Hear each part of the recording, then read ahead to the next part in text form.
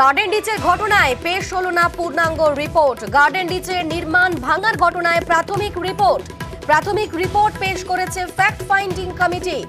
আমাদের সঙ্গে রয়েছেন প্রতিনিধি বিশ্বজিৎ, ফ্যাক্ট ফাইন্ডিং কমিটির সেই প্রাথমিক রিপোর্টে কি রয়েছে? দেখো, জয়েন্ট কমিশনার জ্যোতির্ময় তাঁতিকে নিয়ে একটি ফ্যাক্ট ফাইন্ডিং কমিটি, সেখানে বিশেষজ্ঞরা ছিলেন এবং কলকাতা পুরসভার বেশ কয়েকটি বিভাগের ডিজিরা ছিলেন।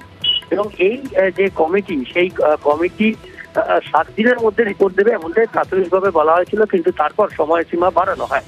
কিন্তু এখনো পর্যন্ত আজ 1 মাস পূর্ণ হলো গার্ডেন রিচ কাণ্ডের, কিন্তু এখনো পর্যন্ত পূর্ণাঙ্গ রিপোর্ট পেশ করা যায়নি। তাই প্রাথমিক রিপোর্ট 1 মাসের মাথায় একটি রিপোর্ট দেওয়া হয়েছে পুর কমিশনার ধবল জৈনের কাছে।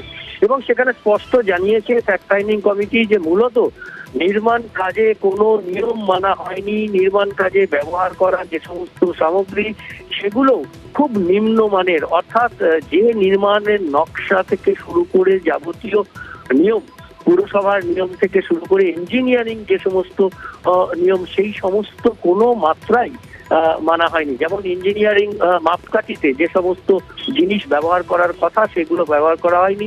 তেমনি পুরসভা বা অন্যান্য কোনো নিয়ম মানা হয়নি।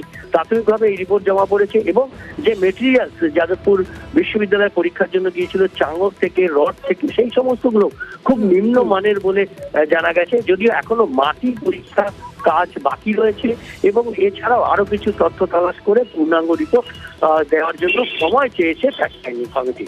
বেশ।